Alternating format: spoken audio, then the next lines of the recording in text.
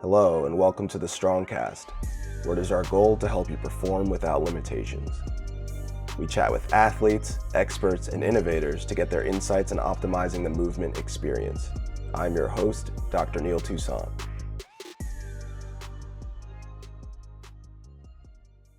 Hey guys, welcome to StrongCast 14. We got James West here again for the second time. Yeah, west, north, east, south. Anything you want. Yep. Thanks for having me. Yeah, absolutely, man. It's always a pleasure. And I'm glad we could do it in person now because first one was number 5. If you want to check that out, it was also a good combo. Yep. I know this one's going to be one too, so. Yep. But yeah, you're a legend. So we're going to try to figure out why. Science it out. Yeah. Science it out, but, without boring people. But I don't think we'll do that. But in the last one we talked a lot about your training mindset, and I'm sure we're going to get to that again. Mm-hmm. But right now I really want to get to how you train specifically. It's per session is what you want. Yeah, per session. And yeah, let's just start with just going to get right into it. If you want more intro and stuff, just go to number 5 because it's all there. We got his background, we got everything. He's great. So I know that now because he's, you've been here for 3 or 4 days now. Mm-hmm. Yeah. And you've had I don't know, at least 7 or 8 sessions. It's been hectic so far. It's been good. How I like it. And that seems normal to you. And yeah. I want to know how to get there. And I would let's just start with that. So how many times do you typically session in a day? Yeah. So say I'm in my default place right now, that's school. University, I will probably go outside and I will also probably go to the gym. So it averages out to 1 to 2 sessions a day. Yeah. I always do some form of parkour or flip if I don't train at all, which is rare, but it averages out to 1 to 2 sessions a day. Nice. Yeah, that's my average. Outside or gym. Even if it's super cold or whatever, I'll just go out and do something, some training. Yeah, that's awesome. That's the frequency. Okay, and then I know we talked about this in the first one, but I think it's really important to just mention the dailies thing again. How you think about that and why you do it and what are the benefits. Yeah. And drawbacks, if any. I doubt there are. Yeah. I've been doing dailies since 2017 because my friend Flip Every Day did dailies and they're day 2,000 hours, some crazy thing like that. And at the time I was wow, I go out in my yard almost every day anyway, I might as well start doing dailies. And I started doing it and I started actually training every day too because I happened to have time for that. I would go out just to do one flip and I would end up having a full session. That's just how that worked for me. Okay, what was I supposed to say next? Oh, the benefits. Oh yeah, okay, the benefits, training is just on your mind more. If you go out to do a daily, there's a solid chance that you'll end up getting inspired by whatever thing you do, or you'll just want to do more, and then you'll end up training more. And if your goal is to train more, dailies are just an obvious great choice. If you want to train more, you should just start doing them. Yeah. And my best tip, the most important thing, is to not put pressure on yourself to do something specific every day. I've seen a lot of people do full every day or dub every day or whatever, and I would say if you want to do that, go for it, but I'd say that puts a lot of pressure on you to do that specific thing, and if you can't do it, you won't want to do the daily as much in general. I've seen people try dub every day, and if they can't do their dub for a few days or whatever, they hurt themselves a bit, so they can only do backflip, or anything happens like that, they'll be oh, I can't dub, okay, whatever, this daily is over. When they could have just done backflips that whole time, and they would still be going now, probably, So that's my biggest tip. Don't put pressure on yourself to do a specific trick, or don't be oh, I have to session for 30 minutes a day. There will be some days when you don't have 30 minutes, So yeah, and now I will say the benefits. Oh yeah, I already did. Yeah, it makes you train more. Yeah. It will put training on your mind more. I don't know, it'll probably make you stronger. It'll get you used to fitting training into your schedule more, so that you you don't have the excuse of oh, I don't have enough time. No, you have enough time for your daily. You probably have enough time to do a couple more things on top of that too, So yeah, just setting aside some time every day to do something is really good. I think that's the benefits. The drawbacks, I don't like have any in my mind right now. I don't think I'll come up with any. So yeah. That sounds like something to do then. Yeah. There's no drawbacks and there's only benefits. Yeah. I mean, like the worst thing that happens is you decide that it's not for you for whatever reason and you stop. Like that's fine. You learn something, you know. Yeah, but I think like the biggest thing is like it's not harmful to you. No. Mainly because, well, all the benefits too, but like also because you don't put pressure on yourself. Exactly. And like that's like a huge theme that whenever we talk, like that's what I get out of our conversations a lot of times. And if you could just speak on like, I know we talked about this a little bit in 5, but just like as a quick like recap as to like how you're able to not put so much pressure on yourself, because a lot of people that's very unnatural to do. Mm-hmm. Like you want the skill, you want to get better, you have like, you know, friends getting better at a different rate or all this kind of stuff. There's a lot of pressures, like a lot of external pressure. Self-imposed pressures, I believe. That's like yes, they're coming from external sources, but really it's just you. Yeah, it is. Yeah. So I struggle with that hella. Like me trying I try to keep it balanced between like making myself go out and like going out and training when I want to. Like I don't want to train when I don't want to. You know what I mean? But sometimes maybe it'll be like, oh, like I'm not doing anything right now. I could go out and train even though I don't really feel like it, and like I'd probably feel good. So I guess I'll do that now. You know. And there are other situations where I'm like, wow, I really don't feel like it. Like I guess I'll just do my daily and that's it. Like, and that's fine. And then there are other situations where I really want to train. I don't even need any pressure, like any of that negativity that's going on in my head to get me to go out and train. Where was I going with that? Oh yeah, I try to put as little pressure on myself as possible while getting the most out of myself as possible. Yeah. yeah. That's the way I'd put it, I guess. Like, nice. Because I want to have fun, you know. If you put pressure on yourself all the time to train, and like you go out and train all the time when you don't feel like it, it's probably not going to be that fun, and then you're going to stop doing it, and that's no fun. So yeah. Nice. So what I've seen is like also like with your multiple sessions as you were here, let me know if they're different than normal when you're at home, but you seem to just know how much you're like, you just stop. Like, how do you know when to stop? How do you know when a session stops? How do you know? Because some of them seem short, some of them seem long. It doesn't seem like there's a specific way you decide. So like, I'm trying to find out how you decide a session is over. Like when I'm done doing stuff, Well, like there are times when if I come into the session, like I don't set goals at all, but I'll come into the session, I'll see like, oh, all right, I want to do that. Oh, all right, I want to do that. Like I see things that inspire me to do like one specific thing, and then like I'll do that specific thing, and I'm like, oh, like the next thing's right here, like let's do that. And then like in the middle of the session, I'll see somebody do something, I'll be like, oh, I want to do that. So basically like throughout the session, I'm just generating this list of like things I want to do. Maybe I'll forget some of them or like skip some of them, like whatever. But I just end up with a list of things that I want to do in my head. It's not very formal, but yeah, basically I just try to do as many things as I can before I leave. Usually, if it's an open gym, like I put a little pressure on myself to go until we get kicked out, because it's it's usually like 2 or 3 hours. It's not that crazy. Like I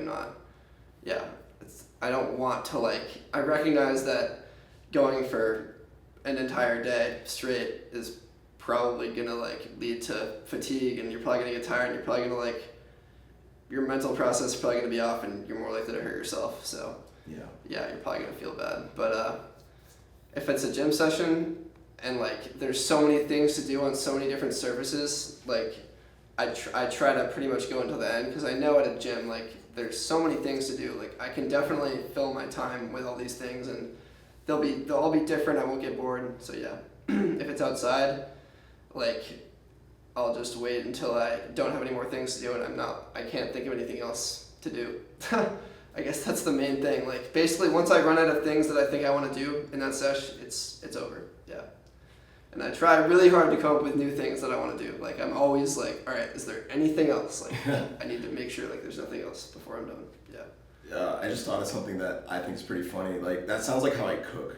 I just go into the kitchen, like I don't know what I'm gonna cook, but I'm just gonna get a couple ingredients and see what happens, and then it just kind of develops. That sounds fun. So I'm gonna try to think of that when I trick. Be like, let me try to cook, because like for you, it doesn't sound like you're there to be like, okay, I gotta hit 10 switches or I gotta like do all this like preconceived stuff. You're just like, what can I do today? Exactly, yeah. But like, let's see, like, so if you have swings on mind for the day, which happens, absolutely. When do you know when to stop that and go to the next new thing? Like, you know what I'm saying? Because sometimes it might be at a higher level than other days. Right, so how are you making that distinction? Yeah, pretty much once I get bored, like straight up, because you know, doing stuff that's boring is not fun. So yeah, or if there's like a combo I want to hit that involves a swing chain, maybe I just set a random challenge for myself. Like in that moment, I'm like, all right, like I'm not feeling that great with swings. Maybe I want to try like some combination of corks and gainers to dub. Like maybe I want to try like 1-0, 1-0-2 or something. Like, or maybe I feel great and I want to do like 1-0, 1-0-2-2. You know, like that's the min and the max right there. But yeah, I could set that for myself, and it's probably fun to try to get that goal and like get a clip or film it and like feel good that I hit that challenge. So that's the motivation for me to like keep working on those swings. And if I get bored trying that, or I don't think I'm gonna get it anymore, then I'm like, all right, whatever. I'll stop trying that combo. Maybe I'll try a different combo, or I'm just like done with swings. I'll just try the next thing. So that's just an example of how I might decide like to go from one thing to the next thing. Like set a challenge, and then maybe once I complete the challenge or don't complete it, I just move on. Yeah.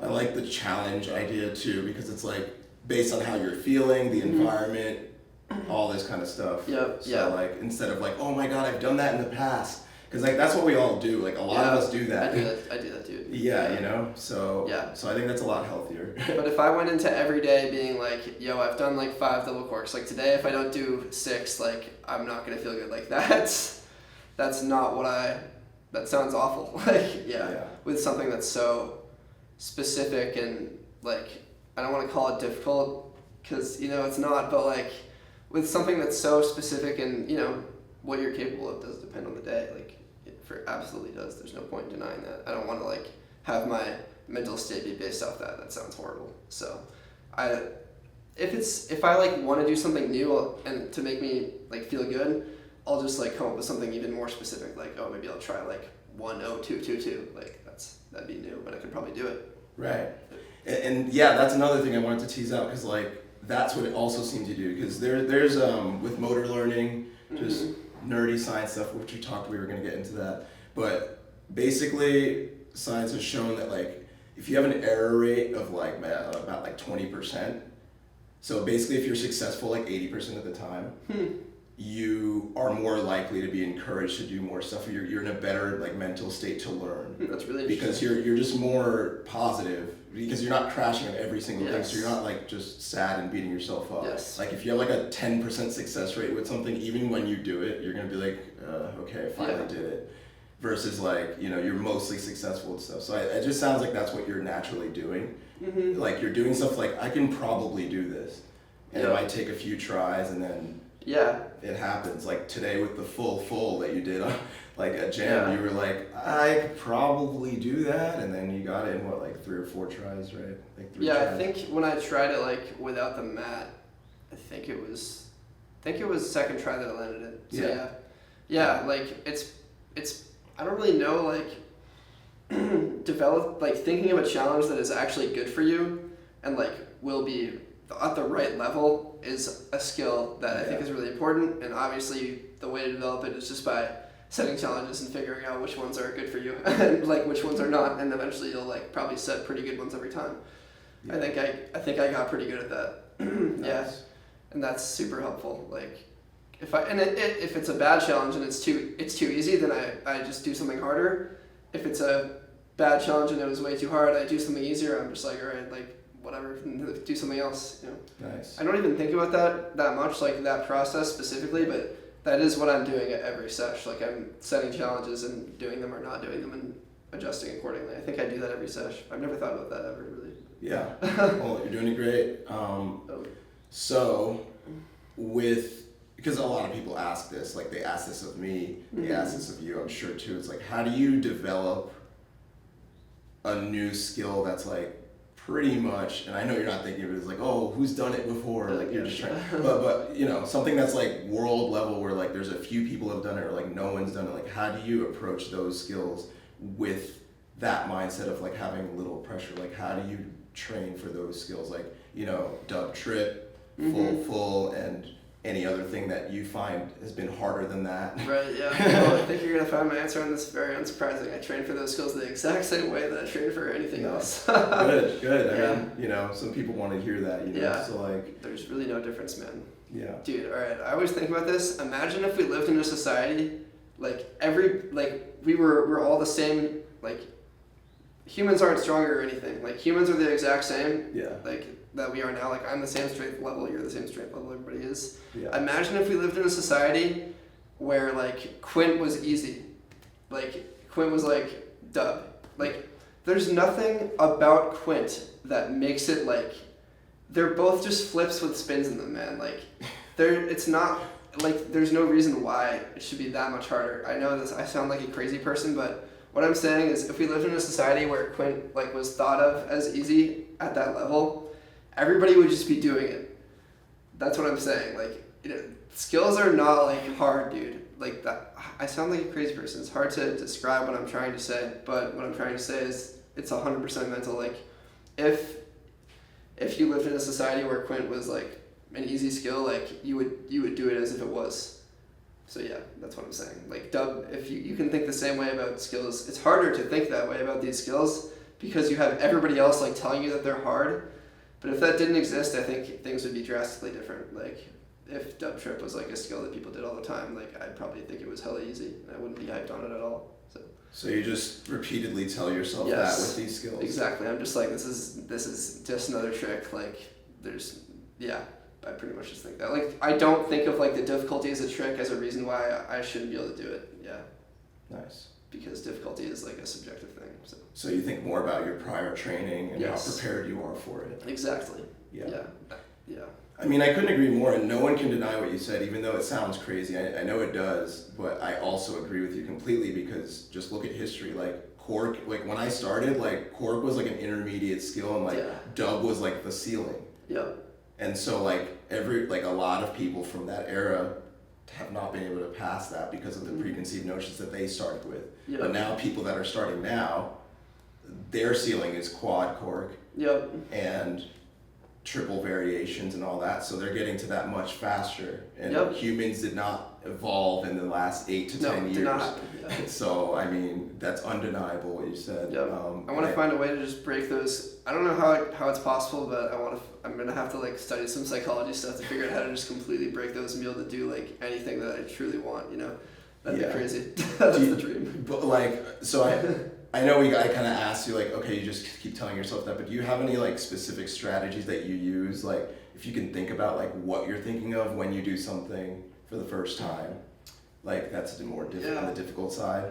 I just visualize it a lot, and I do just, like, I just try to get myself to actually believe that I can do it. Because here's another example, like, if you are trying triple cork, and let's say you're, like, really good at triple cork already and you're super confident with it, like, and you land it every time, like, it's easy for you. Let's say you do a triple cork and you get, like, a really bad TDR, really bad set, like, everything's bad. Like, you're probably still gonna land it. Like, you're gonna have, like, a bad landing, you're still gonna land it because you're just like, oh, it's triple cork, this is easy for me. Triple cork, that's nothing, like, I'm just gonna make it work. Here, and then imagine a different person with the same, like, TDR, same, like, triple cork skill, like, you know what I mean? Their tech looks the same, but they don't, like, it's, like, new for them and they're not confident to land it, so they just, like, put a hand down when they totally don't need to. You know what I mean? Or, like, or maybe they don't maybe they don't even get that close, even though, like, they're capable of landing it, like, just because they don't believe it. Like, if you just do a skill, like, as if you can already do it, like, truly believing that you can do it, like, you can probably do it. So, yeah. And that's why you say what you said yesterday when we were walking, and you were like, I usually tell people that if you can do it, if you think you can do it, you can do it. Yeah, exactly. Like your tip. So, like, he was talking about tips for people, like, that ask him, like, oh, do you think I can land this, just based off of, like, the prereq? And you're just like, well, if you think you can do it, then you can do it. Yeah, exactly. So, yeah. I was just saying that as an example to say that if I can get myself to believe that I can do it, which is what visualization and telling myself that is for, then I got it. So my goal is just to get myself to believe that I can do it. Nice. If I know that I got it, you know what I mean? Like if it's a trick with some consequence, you know, like full, I have to know logically that I have it, and then I can get myself to believe that I can do it. Yeah. And then I can just do it. Yeah. So logical, mental / emotional. Yes. Then try it. And with parkour, that's huge because a lot of these challenges do have like consequence. Yeah, definitely. There's so many challenges where there's a lot of consequence, but it's physically very easy. Mm-hmm. So you got to go through the logic process, and then it's like a whole nother thing of getting yourself to believe you can do it. It's like a whole nother challenge. Like it's for sure when it's concrete and like there's drops. That's a much more of a process. Because if you don't do it, then you might die or whatever. So yeah, that's yeah. Definitely gonna put more on there. So you were talking about believing you can do stuff. Like, do you feel that it takes? Okay, so like let's say within the month I want to try full for the first time. Yeah. Do you feel that it takes time to convince yourself? Like, are you talking like that session to yourself? Or are you talking that day to yourself, that week, that month? Like, does it take time to like build the belief or the confidence other than the logical skill? Or are you doing that like on a session basis?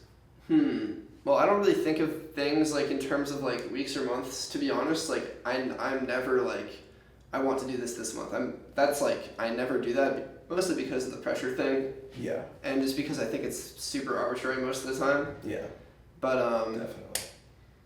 Yeah, so like if I'm trying a skill with consequence like that and I need that belief, like I would say that it does come over time. Like I'd like to be able to just like, if I know I can do the skill, I'd like to be able to just like generate that belief and have it be right there, and then it'd be like, all right, I got it right now. Yeah. But unfortunately, it's not always like that. So yeah, I guess my goal is to get there. Yeah. Because you want to be able to do whatever you're capable of doing physically. You want to be able to do it. Yeah, absolutely. But I'm not perfect, so it takes time for sure. Like it can take sessions of me like, if it's full, like it can take sessions of me doing it on the tramp or like chucking it to a mat on the floor or whatever like I feel is good as a prereq before I like really believe. But yeah, the goal is to believe just because you know, not because I don't know. The goal is to, you don't need to do those preps. Like you know you could already do it. What's the point? So the goal is to not do that. Gotcha. Yeah. But that's a tough one, dude. Yeah, I mean, I've noticed like with myself, like with things I can do that were harder for me, especially mentally, or with consequence like double back or triple cord or dub and stuff like that. It took like even when I could do it and I know I could do it, like I don't know, like a week or so. I feel like I just visualized for like a week. I'm like, all right, in that session I'll probably try it, or like I'll probably land it because I visualized for about a week. That's just what I found. Well, that's because that's maybe because that's I what you get believe. It down to a day. That's because that's what I've observed that, and I guess I now believe it. Yes, so now we'll make sure now I gotta make it narrower and shorter, and be like, actually, I can do it right now. Yeah. Yeah. And that's like you can't go too crazy with that either because of the pressure thing. Like absolutely. You don't have to do something just because you think just because you think you physically can. Like you should want to do it too. Yeah, I struggle with that a lot too. Like whether I actually want to do something. That's true too. So back to the parkour thing. I know I wanted to talk about how you think it benefits tricking. You were talking about landings like in our conversation earlier. Yeah. What have you observed with trickers landing stuff versus parkour landing stuff? So like it's definitely a big culture thing in tricking to like cut your hand off or like not put your hands down for any reason or whatever, just keep them off the ground. And I think that's good if you want to land something, but I think it's bad in general. It's not worth it because it's just horrible for your joints because you're putting way more stress on them, because usually when you need to put your hand down or hands down, it's because you're taking a lot of the pressure off of your knees and ankles because you landed in a way where it's like really hard to recover. And it would put a lot of stress on your knees and ankles to recover, so you just put your hands down as like a safety. And taking your hands away puts all the pressure on your knees and ankles, or like, if you actually can't complete the landing, you'll just fall to your side. But people will go super crazy and do like a lot of recovery aerials, or like stick their feet out at weird angles and dangerous angles, and like you can sprain your ankles or just like make them weaker by hitting them so many times in the same like way. Or like I've heard stories of people tearing their ACLs because they tried to recover like super crazy. So yeah, that's bad. And in parkour, like because you're doing this stuff on concrete or on a thin wall, like you can't really do that. It's not an option. There's like landing techniques that you can do if you like messed up your landing and you need to like save yourself, but it's still concrete, and there's nothing to be gained really on concrete by putting your hands out. Like that's considered a clean landing, and free running is putting your hands down, like conging out of something. So yeah, people land super clean, like, and if a parkour person does tricking, you'll notice they land all their stuff super clean and on their toes probably. Yeah, probably hurts a lot less. So Definitely. yep. That makes sense. Yeah. So, is there anything else you want to add as far as like your training, your? I mean, we talked a lot about mindset, but any like training tips or for people who are at a plateau, how to get over that? Yeah. If you feel that you're at a plateau and you're not like learning anything, you should probably just like take a look at what you are doing currently in your training, like what things you want to accomplish, and look at like how much you're training, of course, and stuff like that. My best tip for that kind of thing would always be to mix it up. Just try doing some new skills, like things that you might think, oh, that's dumb, or like, oh, that's not even like what I want. Why would I ever try that? But yeah, like try to do something that you would have fun with, and that's mainly it. Because if you're doing the same thing over and over again, that's probably not fun, and that's probably why you're not progressing at it. But if you're trying something new, you can show yourself that you are capable of like progressing. Like if you try a totally new skill, obviously like if you try that skill enough and it's fun and you're trying it a lot, like you're going to get better at it. Like you are. Yeah. And then you can like prove to yourself that you are actually capable of progression again, and like then you can just apply that to whatever you were trying before and hopefully accomplish that. Nice. Yeah. Awesome. Yep. Thank you, brother. Yeah. I think this is awesome, and Of course. yeah, goal setting is important. You gotta set goals without pressure, but only in a way that like supports what you want. Like a lot of times people are just like, you don't want to keep falling, you don't want to get injured, but you're doing that a bunch of times. Yep. And it's like, why don't we just do stuff, in Yeah. a way that is a little bit safer and Yeah, and what you were saying earlier about the long game is pretty important too. Like yeah. you don't need to get to land that trick like right now, You like I know that kind of goes against what I've been talking about this entire time, but you don't need to land that trick right now if you're not 100% sure that it's going to be like safe or like the right thing to do. You could just like work on other stuff or work on the prereqs more. Like learning good basics is the most important thing that you can do, like in movement overall. So yeah. Stick to your basics, and basics go below the trick. I think basics also are foundational mobility and strength to be able to do some of these movements. Like you landed full in a lunge and you were like, that felt perfectly fine. Yeah. And I'm not saying you train lunges specifically all the time, but you are doing like those kinds of movements Definitely. In your parkour or in other areas of your life. So like now you're strong enough to take that in that position. A lot of people don't realize that they don't have that athleticism to take it, and then even if you land something that wouldn't have been that bad because you have a weak hip, ankle, low back, or whatever, then you wonder why like there's all this pressure on that joint and why something got torn or injured. Yep. So, yeah, completely agree with you. And yeah, basics start below the trick, and it starts with the mind too. Does basics start below the trick? Something you say a lot on TrickStrong, right? No, I just said that for the first time right now. Oh, wow. You should keep doing that, man. It sounded like something you say a lot. So. No, I just thought of it. Like, I mean, it's true, right? It's just different shapes and positions. Like, if you can strengthen those shapes and positions, and then now you're adding a skill component to it. That's all you're doing. Like, like if you jump off of one leg, like, and then do a spin or a cork or like whatever, like, it's pretty important that you have a good jump off of one leg. Oh, absolutely. And if you don't have that, some people it's more natural than others. Some people have done sports prior to that, to tricking stuff, like, so they have like different levels of athleticism. Like if you're not there, then you need to get there before going to a very difficult level, because once you get to that level, you're not going to have the support that you need. And even if you have the technique and the skill and the mindset and all that stuff, like there's just physics involved. And like if your body can't take those forces, then you're gonna feel it, and it's gonna cost something. I feel like you also need to keep in line like your jumping muscles and your landing muscles. I think that's a thing, right? Like if you can generate so much power, but you can't like take it when you come down, because I think those muscles are different, then like you should probably change that, especially if you're new, because if that's something that's more likely to happen if you're new and you just started and you have like crazy jump power, but like you just can't take the landings. Like you should probably figure that out. Totally, you're absolutely right, man. Like that's a really big way that people are not able to do what they want to do. Like acceleration versus deceleration is different, you know? Like think about somebody who lifts and they lift as heavy as they can, but like they don't have control in the lift.